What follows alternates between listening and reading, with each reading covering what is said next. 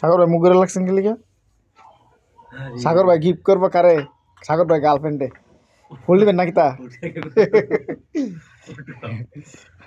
দোকানের মালিক।